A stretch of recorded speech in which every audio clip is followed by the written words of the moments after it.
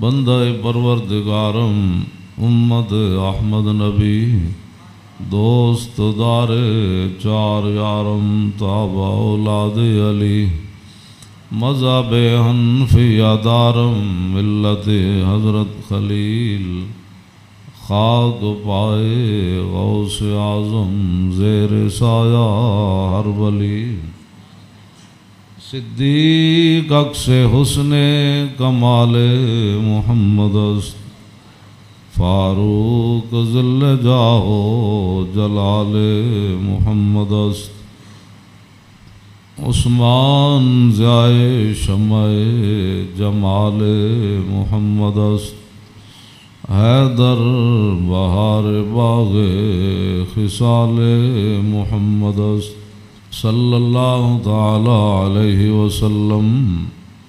حضرات ذی وقار سامعین محترم، آج محرم الحرام کی 10ویں رات، جس کے اندر امام علی مقام نے کربلا کے میدان میں اپنے ساتھیوں کو فرما دیا تھا کہ اگر کوئی جانا چاہتا ہے تو اس کو اجازت ہے، اور حسین ابن علی اس میدان سے نہیں جائیں گے۔ آپ کی یاد میں اس محفل کا انعقاد کیا گیا ہے، اور چونکہ ہر آدمی اب دین کے بارے میں اپنی ایک خصوصی رائے رکھتا ہے، اس حوالے سے میں امام علی مقام حج سے پہلے 2 دن یا 3 دن، طبری نے تو 2 دن لکھا ہے کہ حج شروع ہونے سے پہلے 2 دن امام علی مقام مکہ مکرمہ سے کربلا کی طرف روانہ ہوئے۔ حج شروع ہونے سے صرف 2 دن باقی رہ گئے تھے۔ آپ کو راستے میں ہی پتہ چل گیا تھا کہ صورتحال وہاں ٹھیک نہیں ہے، لیکن آپ چلتے رہے یہاں کے تک کہ آپ قادسیہ جو ہے اس کے قریب آ گئے۔ حر بن یزید 1000 کا لشکر لے کر قادسیہ کے میدان میں آیا، اور امام علی مقام کو اس نے آ کر روکا۔ 1000 کا لشکر لے کر اس نے امام علی مقام کو روکا۔ اس دوران نماز ظہر کا وقت ہو گیا، تو امام علی مقام نے حجاج بن مسروق الجوفی کو، جو آپ کے ساتھی تھے، فرمایا کہ آپ اذان دیں۔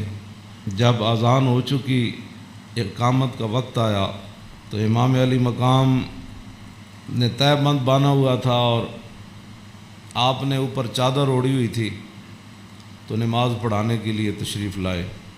جب تکبیر تحریمہ ہو چکی تو امام علی مقام نے حر بن یزید کو فرمایا کہ اگر تو چاہتا ہے کہ ہمارے ساتھ نماز پڑھے تو تجھے حسین روکتا نہیں ہے، نماز پڑھ لے میرے ساتھ، اور اگر تو حسین کو چھوڑ کر دوسرے جگہ جا کر نماز پڑھنا چاہتا ہے تو جا کر نماز پڑھ لے۔ تو اس نے کہا نہیں، نماز تو میں آپ کے ساتھ پڑھوں گا، لیکن معاملہ یزید کے ساتھ ہی رکھوں گا۔ یہ ہے وہ بات جو میں کرنے لگا ہوں۔ اس نے کہا نماز میں آپ کے ساتھ پڑھوں گا، لیکن میں ملازم یزید کا ہوں۔ اس نے امام علی مقام کے پیچھے نماز پڑھی، اور نماز پڑھنے کے بعد پھر وہ امام صاحب فرمایا کہ میں یہ تمہارے خطوط ہیں۔ آپ نے 2 بڑے بڑے تھیلے جو ہے وہ اپنے غلام کو فرمایا کہ لاؤ، یہ میرا راستہ روک رہے، تو یہ تو تمہارے لکھے ہوئے خطوط ہیں، جن خطوط کی وجہ سے میں آیا۔ آپ نے ان کے سامنے یہ خط جب رکھے تو وہ کہنے لگا کہ یہ بات آپ کی ٹھیک ہے، یہ خطوط آپ کے پاس آئے ہیں۔ فنشرا بین یدیہم، پورے لشکر کے سامنے آپ نے وہ خط ایسے رکھے، فرمایا یہ دیکھو تمہارے خط ہیں۔ قال الحر فإنا لسنا من هؤلاء الذين كتبوا إليك۔ حر بن یزید کہنے لگا کہ میں تو نہیں ہوں نا جنہوں نے خط لکھے، اور نہ یہ فوج ہے جو ہمارے، ہم تو ملازم ہیں، ہم تو تنخواہ لیتے ہیں، کلمہ آپ کے نانا جان کا ضرور پڑا ہے، لیکن تنخواہ کی مجبوری ہے۔ ہم آپ کو، اگلی بات جو اس نے کہی، اس نے کہا کہ ہماری مجبوری یہ ہے کہ وَقَدْ أُمِرْنَا إِذَا نَحْنُ لَقِينَاكَ أَلَّا نُفَارِقَ حَتَّى نُقَدِّمَكَ عَلَىٰ عُبَيْدِ اللَّهِ بْنِ زِيَادٍ۔ وہ کہنے لگا کہ ہماری یہ ڈیوٹی لگی ہے کہ ہم اس وقت تک آپ کو گھیرے میں رکھیں گے جب تک آپ کوفے جا کر ابن زیاد کے ہاتھ پر بیعت نہیں کر لیتے. عام یعنی محاصرہ کر لیا نا، اس کا معنی یہ ہے انہوں نے آپ کو گھیرے میں لے لیا امام علی مقام کو. تو وہ کہنے لگا کہ ہم آگے جو بات کی نا، قال له الحسین اذن واللہ لا اتبعک. امام علی مقام فرماندے ہیں جے تو مینوں انج کرنا ہے نا بھائی تو ابن زیاد کو لے جانا ہے تو حسین تیرے نال کدی نہیں جائے گا. اے نہیں ہو سکتا کہ حسین نو تو گھیرا پا کے تے ابن زیاد تک ظالم دے دربار تک لے جائے، انج نہیں ہونا. فقال له اذن واللہ لا ادعوک. امام علی مقام بھی قسم چکی تے ملازمت کتنی عجیب چیز ہوندی. وہ اور بھی کہنے لگا واللہ میں تانوں چھڈنا پھر کوئی نہیں، تسی نال جانا پینا. فتراد القول ثلاث مرات. اللہ اکبر اللہ. ایک گل لمبی ہو گئی. امام علی مقام انہوں گل کرن ہوا کوئی جواباً گل کرے، پھر امام صاحب گل کرن پھر وہ جواباً گل کرے. جدو گل لمبی ہوئی وہ کہنے لگا سانو یہ تو حکم نہیں اسی تہاڈے نال لڑیے، لیکن اے حکم ضرور ہے کہ اسی تانوں اپنے گھیرے چوں چھڈ نہیں سکتے، تانوں مدینہ پاک بھی واپس نہیں جان دینا تے تانوں کوفے وچ جانا پینا. امام علی مقام نے جو اس کو بات فرمائی، فرمایا تو یاد رکھ حسین جان تے دے سکتا لیکن ابن زیاد دے دربار وچ نہیں جا سکتا. وہ جگہ جو تھی نا وہ بیضا تھی. پھر وہ چلتے چلتے آپ کربلا میں آئے، جہاں یہ اس نے جا کر روکا اس جگہ کا نام بیضا ہے. عقبہ بن ابل ایزار یہ بات کے راوی ہیں، کہتے ہیں ان الحسین خطب اصحابہ و اصحاب الحر بالبیضۃ. امام علی مقام نے بیضا کے مقام پر اپنے ساتھیوں کو اور حر بن یزید کے ساتھیوں کو خطبہ دیا. وہ خطبہ سنو. آپ نے فرمایا سنو میں نے اپنے آقا و مولا کو فرماتے ہوئے کیا سنا.